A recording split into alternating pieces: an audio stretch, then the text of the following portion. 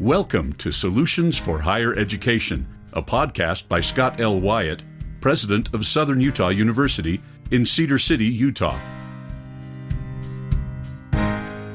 To subscribe to this podcast, please visit www.suu.edu/President's Podcast, where you will find both the audio and a written transcript for today's podcast.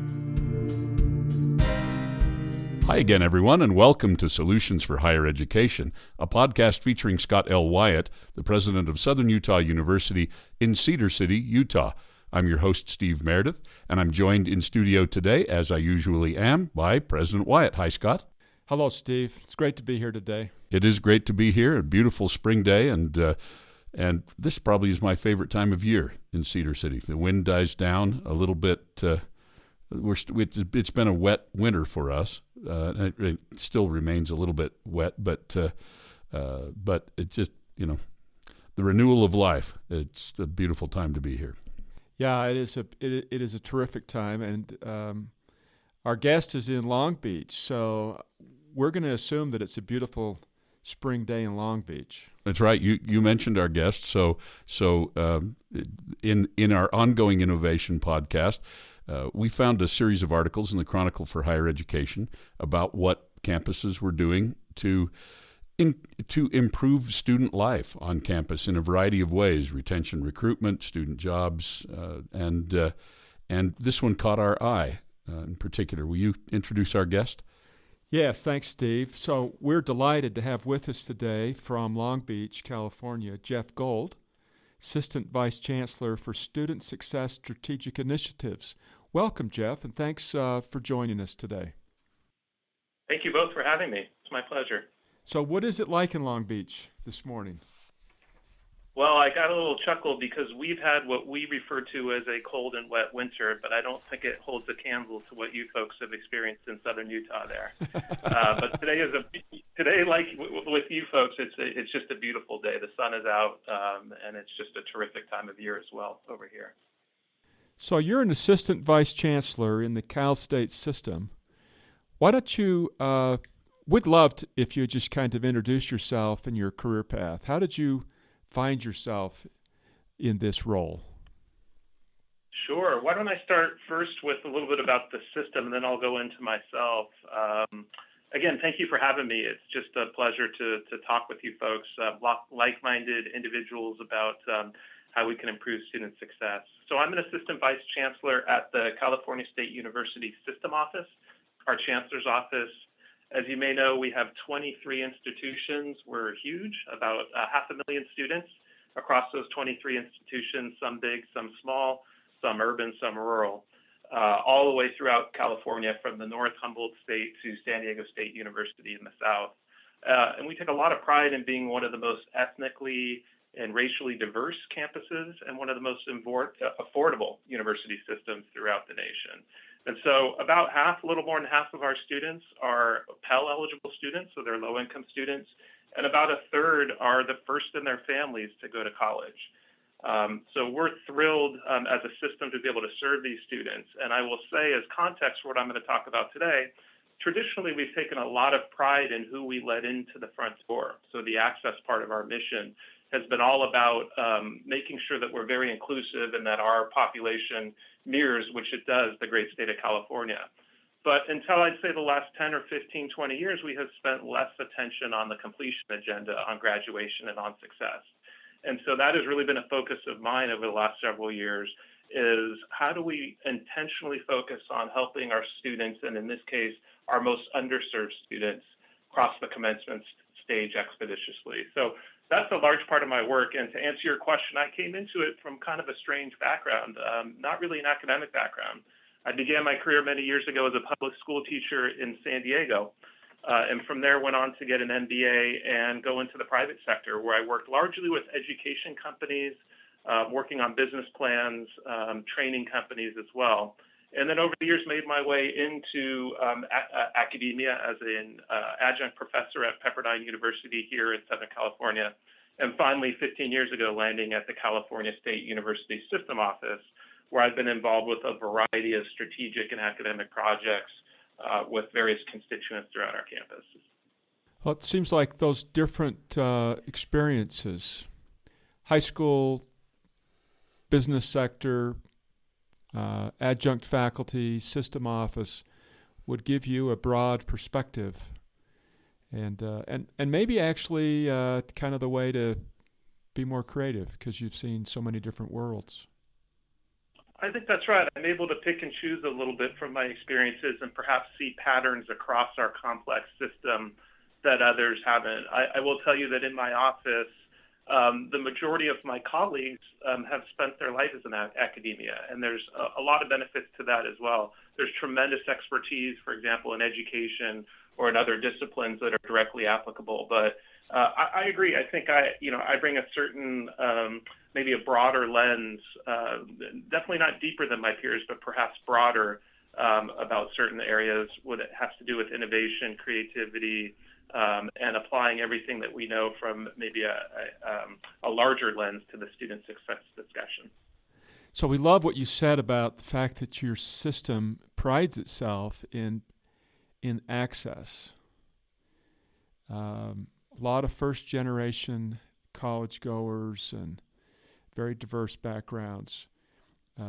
Many universities pride themselves in who they don't let in. Yeah. Meaning a student body that's almost predisposed or predetermined to be successful. And when you make it an intentional effort to invite students in who are less prepared, in a lot of ways that makes your job so much harder, doesn't it? Well, I think that's right. But I will also say the flip side of that is it makes it that much more rewarding. You know, there was, you folks may have seen it, there was about a year and a half ago a report that came out of Stanford, some research out of Stanford by a researcher named Raj Chetty, who's an economist, who looked at really this idea of which campuses are helping students achieve the American dream. And so what their research did was it looked at which types of students campuses were letting in. And so in other words, they disaggregated the income levels of their students who were Pell eligible students. So your students who are already low income, it looked at the bottom 20%, so your poorest kids, and then looked 20 years later at the IRS tax records to see what happened to those kids. Did the university education, as one of the factors, help to lift those kids, their families, their communities out of poverty? And what it found was, exactly to your point, the Harvards, the Princetons, the more selective universities were tremendous at doing that.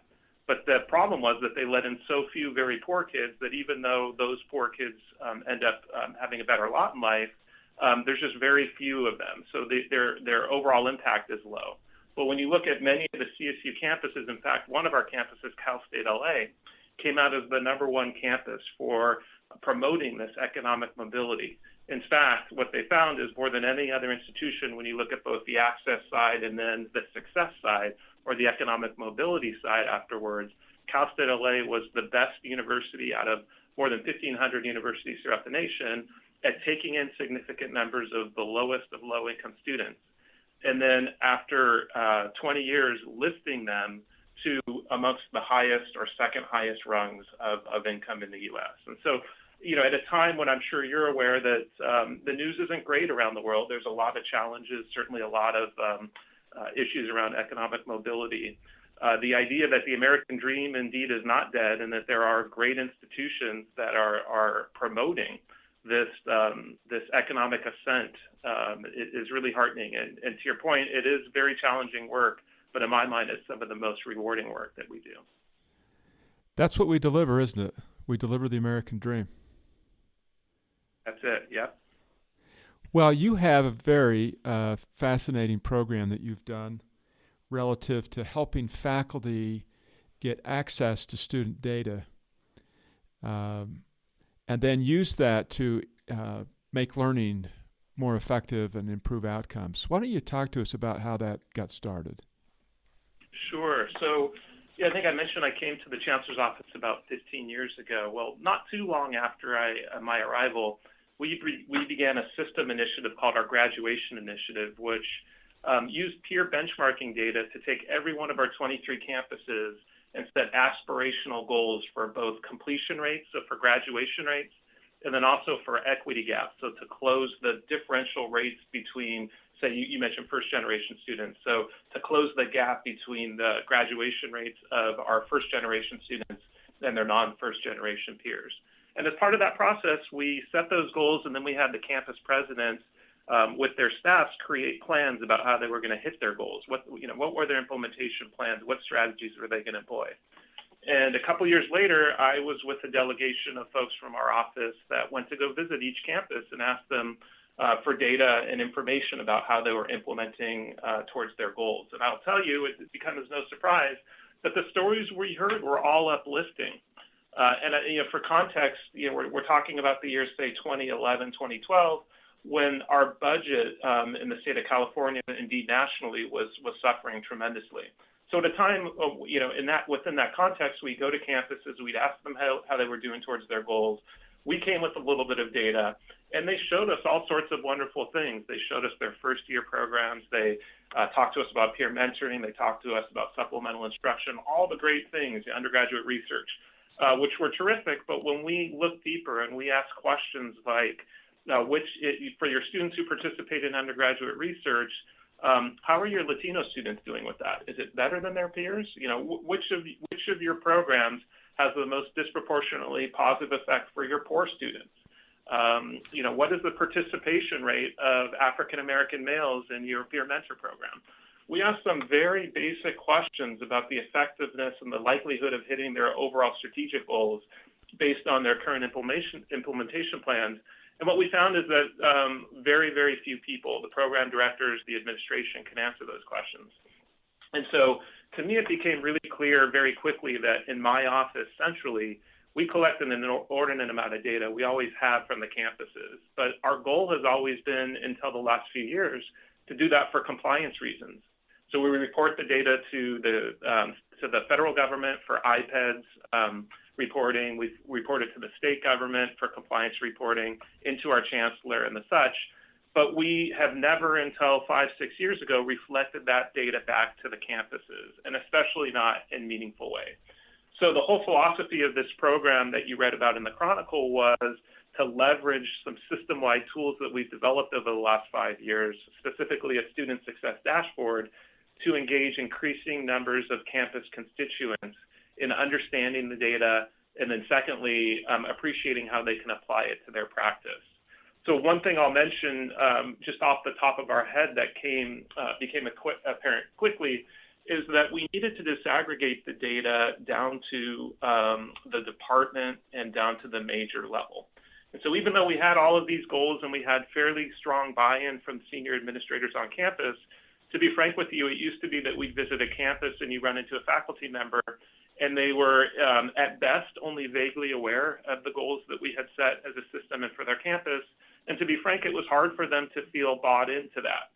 So for example, if you were a chemistry professor at San Jose State University, you cared a lot about chemistry students that came into your classroom, but the idea of an entire campus goal for the year 2025 on graduation rates or closing equity gaps by a certain date, you thought that was great, but it was hard for you to see the relationship between those large strategic goals and what was happening every day in your classroom with your students.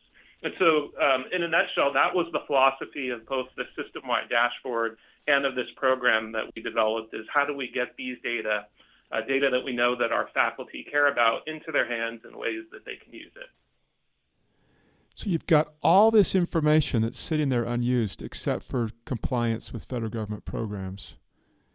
And how do we take this and make use of it? That's it. Yeah. It also makes us happier to collect data. It gives us a sense of purpose. That's right. That's right. So give us an example of a project that came out of this effort. I'd be happy to. So maybe a couple examples to clarify it. And before I do that, let me just give, it's really hard over a podcast to present this, but one of the things that we pride ourselves on in this office is our ability to bring the data to life. And so if you were to have, if this were a screencast instead of a podcast, I would be able to share with you images of our dashboards, which are often moving people to illustrate concepts. We use animations. We try to bring the data to life in a way that people can understand quickly the meaning behind the data they're seeing and how it applies to their practice. It takes a lot of time, but we find that it's really important for people to connect at a human level with the data, so that they're not just staring at a bunch of numbers and percentages, but that we're really thinking about the individual numbers and the impact that they have on individuals' lives that come through our classroom. So in terms of how that manifests itself in terms of the program and what this looks like for a faculty member, we started by asking our faculty questions about what they know about their students, their success rates, what happens to them before and after they come to them. Do they know if they change majors? How much do they know about their students and the curriculum above and beyond the walls of their classroom? And we found that overall that information was really limited, and yet it was an area that everyone seemed to be very interested in. So as an example, one of the graphs that we have established as a result of these inquiries is a time series chart. So we go back in time 6 years ago because we want to look at the academic trajectories of students all the way down to every major throughout our campuses. So if you could imagine, you come in and let's say, I'll go back to the San Jose State campus. Let's say you're that chemistry professor at San Jose State. And let's say that your specialty is in the introductory courses and that you've been teaching, let's say, general chemistry for years and years and years at San Jose State. You probably know a little bit about your students who come to you. You maybe know which high schools they come from. You maybe know a little bit about their academic preparation. But you often don't know, are these chemistry students that came to San Jose State with a declared major in chemistry wanting to be chemists? Maybe they're nursing majors. Maybe they're engineers taking chemistry for other reasons. That kind of information is really important for how you develop your curriculum, but you don't have that information typically. You also don't know what happens to those students afterwards. Do they change their major after your course, or do they go on to complete their degree? These are questions that you probably would like to know, could help to inform your pedagogy to support the way you think about your classroom, but that data is often blind to you. And so what we've done with this time series chart that I've mentioned is, if you could imagine, we have created icons of actual students, so stick figures of students with a time series moving from left to right, where the y-axis is the years, so it moves from 2012, 13, 14, 15, 16, 17, 18, the 6-year period. And then on the y-axis, so going as the students move up, you're seeing their credit accumulation patterns. So in the first year, ideally, you would move from 0 to 30 units if you're on a 4-year plan. The second year, from 31 units to 60 units, all the way to 120 units in completion. But we also color code these students. And if they turn red at a certain point, that means they stop right there and they dropped out. If they turn green, it means they graduated. So this is really one of the first times I've tried to describe this graph visually over a podcast. But if you can imagine, for every single major that we have throughout this huge university system, we can look at every student who comes in and look at patterns visually to see, am I seeing a lot of red in the first year, under 30 units?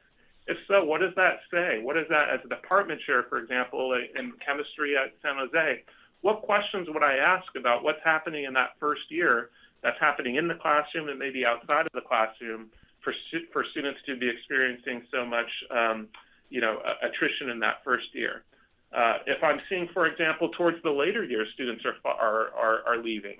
Hopefully I would do some research and find that these students are getting amazing paying jobs and maybe they'll come back, but oftentimes we don't know what's happening. In some cases, they're financially needy students who are running out of grant funding and simply can't afford to take those last 2 or 3 courses. And in an example like that, it is just such a tragedy for the students themselves and indeed for the state of California to have invested in years and years and years of preparation for the student to come just a few courses, a few units short. So this is just one example of how faculty can come to a tool like this. They're not put off or scared by the technology. They can click a button and quickly see, for students they know, for students they relate to, what is the pattern of either continuing through towards degree or dropping out after certain periods of time, and what role do they have and does their department have in creating either a more inclusive or supportive or welcoming pedagogy, by implementing different types of standards, for example, flipping their classroom, providing supplemental instruction outside of the classroom, the idea is to change the philosophy here from, my job as a faculty member is to just teach this lesson and hope that people get it, and if they don't, too bad for them, and instead say my job is to facilitate learning. And certainly not every student will pass, but I can go home and sleep well at night if I know that I've done everything I can to provide every opportunity for my students to succeed. Well, Jeff, you are very descriptive. I could see that chart, that dashboard in my head easily. How about that? So if that's the first time you've described it, you would be a very good teacher. Yeah. Appreciate that. Jeff, I'm our accreditation liaison officer and also in charge of our institutional research group. And I have a couple of questions for you. The first one, by far the more important one, is so how do you roll this out to faculty? Are there seminars? Is there training? Exactly what have you undertaken with them to help them infuse this student data into their thinking? Yeah, so that's a good question, and there's two ways. One is that it is password protected to CSU faculty, staff, and administrators. So we have 50,000 faculty, staff, and administrators. They all can come and get it whenever they want. But I'm sure you know, and I'm sure you appreciate, just because you have something that's valuable, it's another thing to get people to use it. I will say, though, that, and so there's a strategy which I'll talk about in a second. I'll say that my team is not quick at creating new visualizations. It takes us time. And one of the reasons it takes us time is because I challenge my team every day to think about people that are outside of higher education, with the idea that any visualization that we create needs to be intuitive enough that it doesn't require training, that any of our spouses outside or friends outside of higher ed could take a look at the graph and get a pretty good understanding of what we're trying to convey. So we're not always successful with that. As you know, Steve, the data can get very complex and it can get very specific to higher ed at times. But we do a pretty good job of making our interfaces intuitive enough so that someone can come in, someone can hear about the dashboard from a colleague, a peer, or come to one of our seminars, and then they can go in and freely explore without having to have significant training. So to answer your question, we have two elements. One is that we try to get the word out through our campus administrators, through our faculty senate, and through any way we can, that this is a valuable tool and that it's set up for the campuses. Then there's two other ways that we have gotten people to use it. One is we have created a customized email message that about half of our campus provosts have sent to all of their faculty. And so, for example, we created an infographic that would say, let's say you're at our Cal State LA campus, and let's say you're a psychology faculty. We asked the provost to give us, or the academic side of the house, to give us a list of all their faculty members, first name, last name, email address, and then their department. And then on behalf of the provost who sends a message to explain the context for this dashboard, we send out via email from the provost a customized message that has links to different parts of the dashboard. So if you're that psychology faculty member at Cal State LA, you might get a link that welcomes you to the dashboard and encourages you to use it from the provost. And at the bottom is an infographic with buttons that say click here to see how many underserved students in psychology at Cal State LA are leaving in the first year. Or what is the GPA gap, the difference in grades between first-generation students in psychology courses at Cal State LA and their peers. So we're really personalizing and teasing the very important data that we know that these folks are going to be most interested in. And then we can track how many people are coming in. And sometimes we see that email message comes out and 50-60% of the faculty are into the dashboard within a day or two because it piques their interest. So those are two. One is just if they happen to find it, we create intuitive dashboards. Two is we strategically try to target email campaigns from people they know on campus. And then the third way, obviously, is this program that you read about, the certificate program in Student Success Analytics. And that really allows us to go into at a lot deeper level. We can really roll up our sleeves, get together as a learning community, not only on our own campus, but across the system, to look at different data points and ask questions together about how to improve practice. So my second question about your process is, and I mean this in no way to throw my colleagues under the bus at all. It's just that in the IR area, I supervise people who are data wonks, right? That's their job, and they are exceptionally good at it.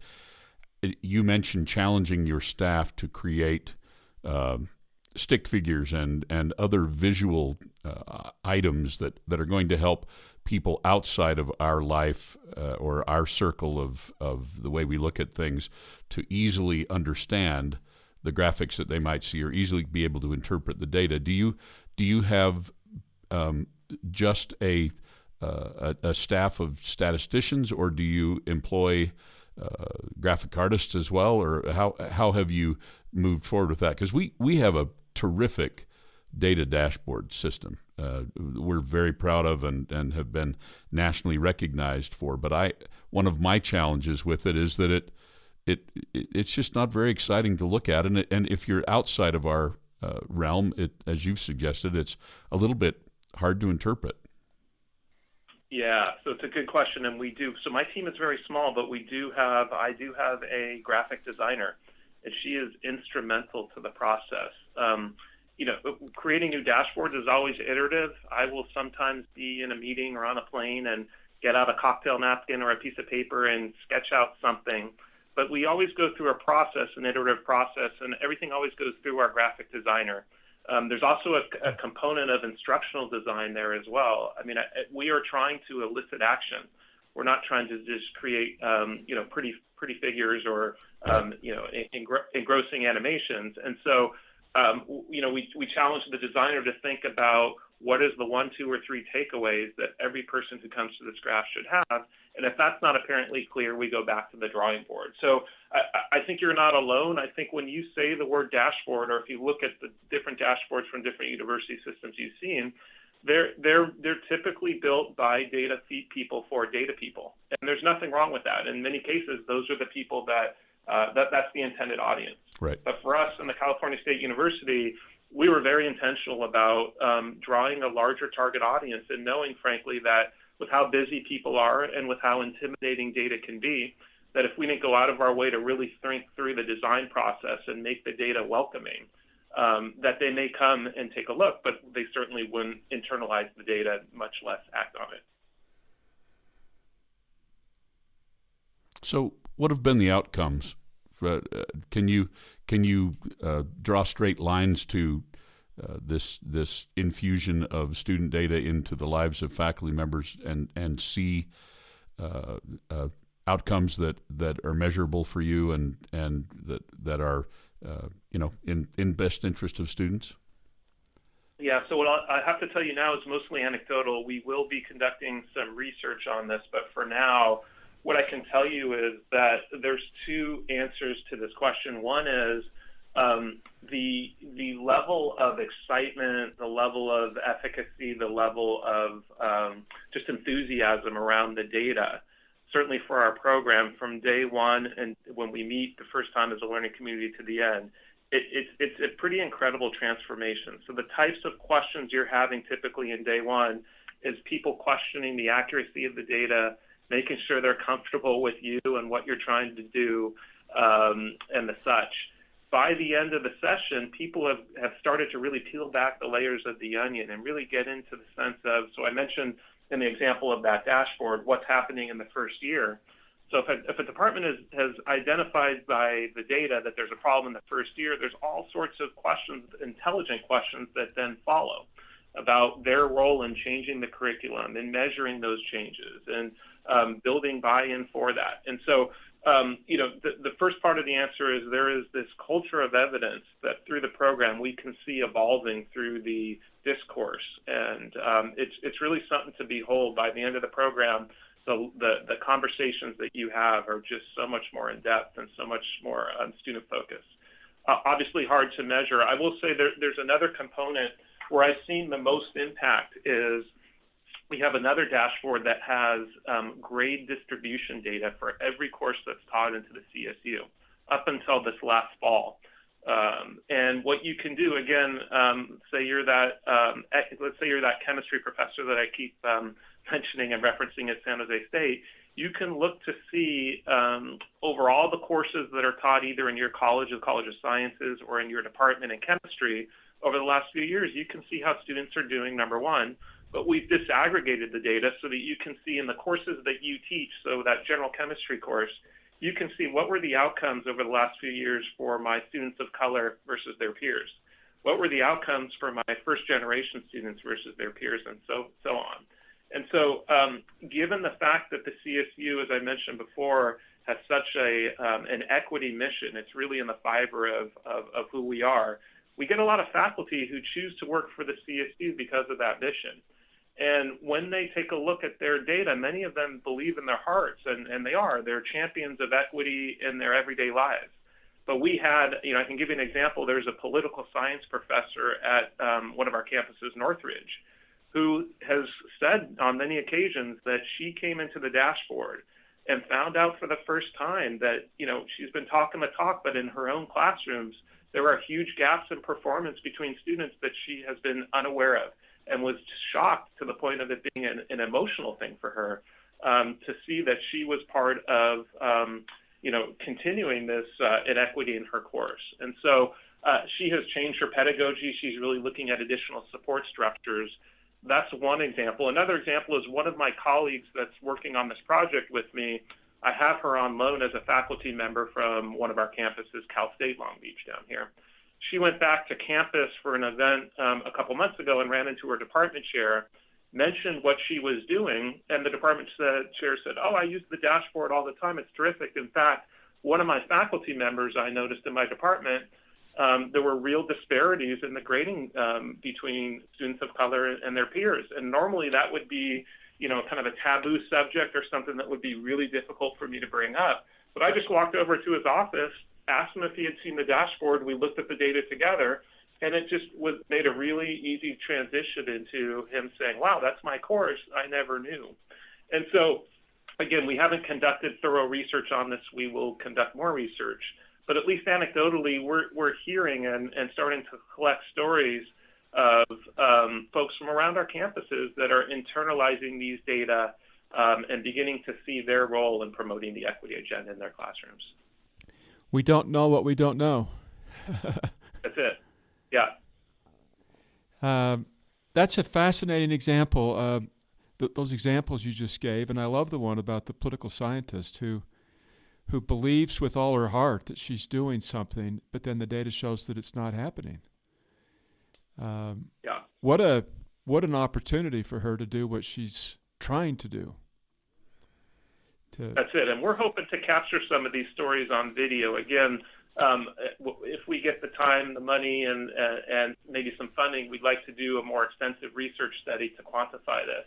But in the meantime, we'd like to capture these stories just so that people can understand the impact of really looking through the data, rolling up your sleeves, and wrestling with it can have on your practice. Yeah, they're compelling stories, just as you've described them here. Yeah, and then so what kind of support or take us to the next step? Do you have an example or something about like this faculty member in political science? What was she able to do with this information? Yeah, so in her specific example, I haven't followed up. But in many examples, there's some of the things I talked about in terms of just starting to look at your own pedagogy. So it starts with an awareness. It could be as simple as, I never noticed this, but now that I'm tracking it, I call on certain students all the time, or I don't have collaborative activities that allow for increased inclusiveness in my discussions. Or if I were to flip the classroom and make it less about me and more about classroom discussions, that might help. And so there's a whole body of research about creating more inclusive pedagogy and strategies.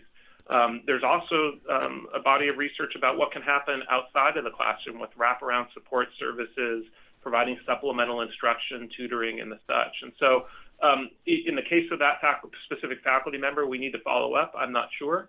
But those are some of the tools that are out there. What we try to do also is partner in some cases with faculty development centers on our campus. And so obviously the data highlights in many cases the potential for changes, given the scale of our system, it's beyond the reach of my office or our capacity to be able to work individually with faculty to transcribe the meaning of the data into action in their classroom. But in most cases, they can go to their faculty development centers, bring that data with them or explore it further, and then come up with a plan to, really make a change and measure that change in their classroom. I've taught. I'm the president of the university, and so I'm not really a faculty member, but I teach as an adjunct, and I have been teaching kind of in an adjunct role for the last 11 or so years. And about 9 or 10 years ago, a good friend of mine who has been a civil rights advocate, marched with Martin Luther King when he was really young, asked me one day, the class I teach is American National Government, and he said, "So how many African Americans do you talk about in your course?"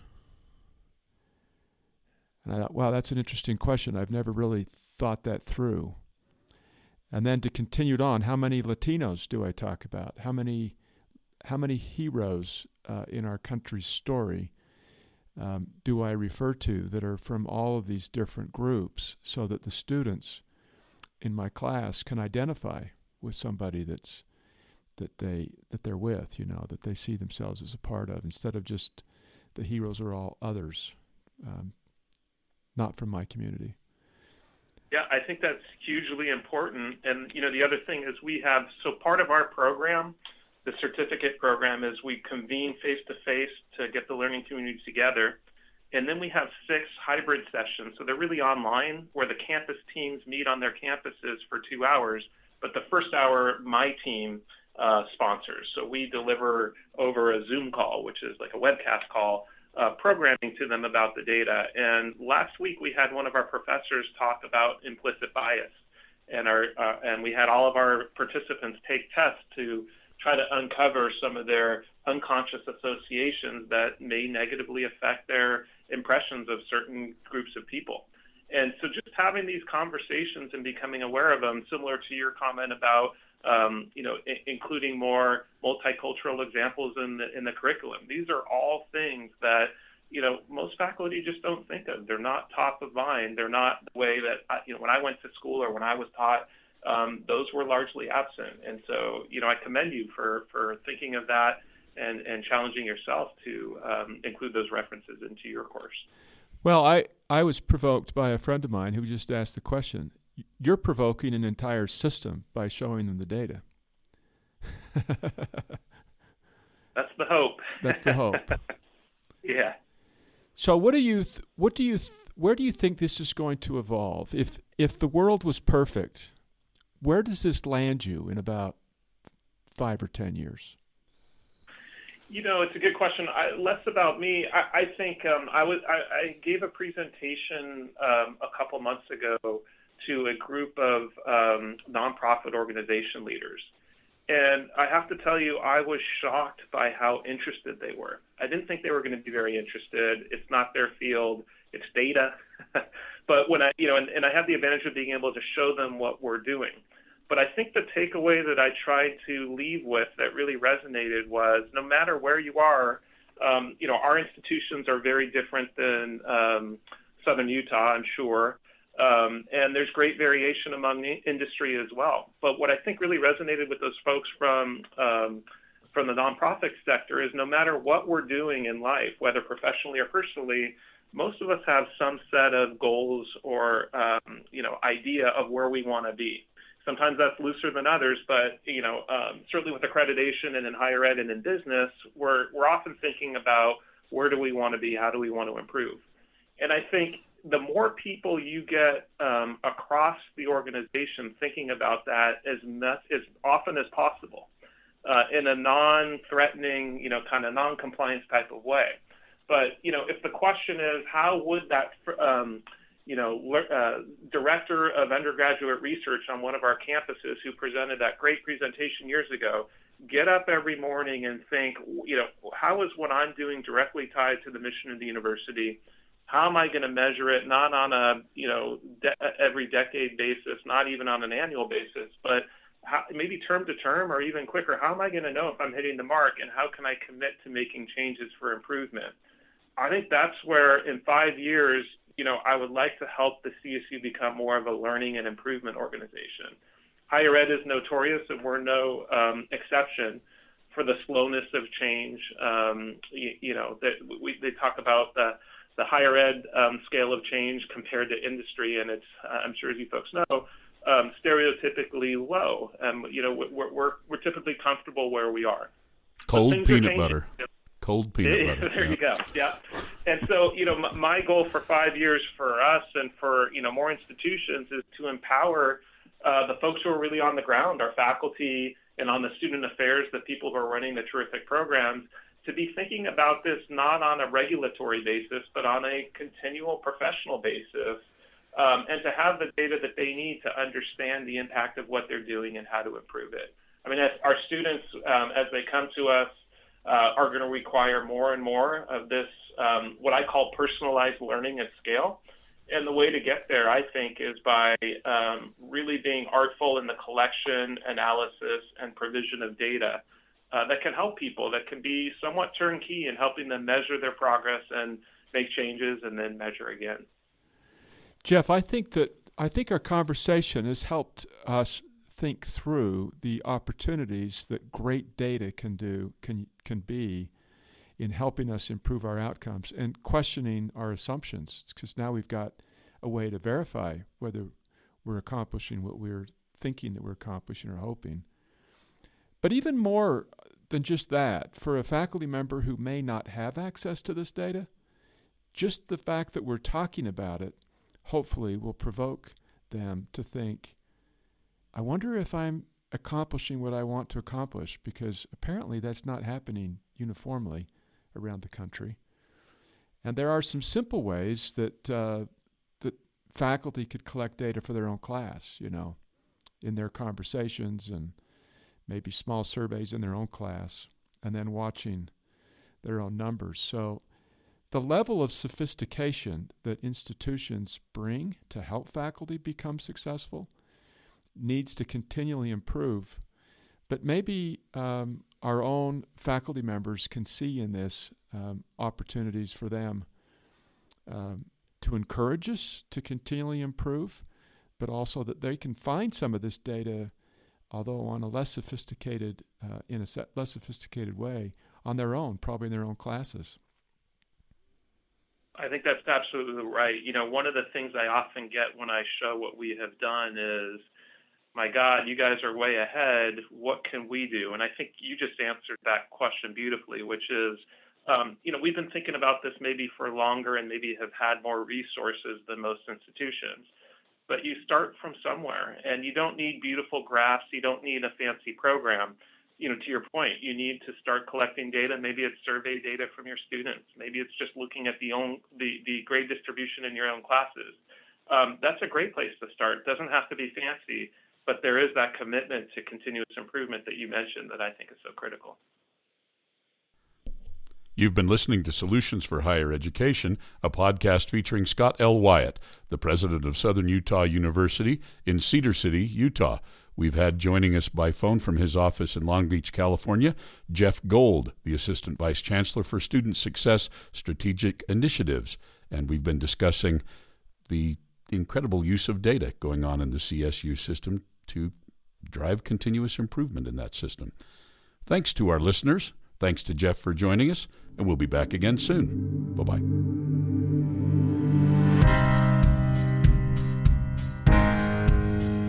Thanks for listening to Solutions for Higher Education. To subscribe to this podcast, please visit www.suu.edu/President's Podcast, where you will find both the audio and a written transcript of today's podcast. The original music for this podcast was composed by Jack Barton, a master's degree student in music technology at SUU. For more information about Southern Utah University, please visit www.suu.edu.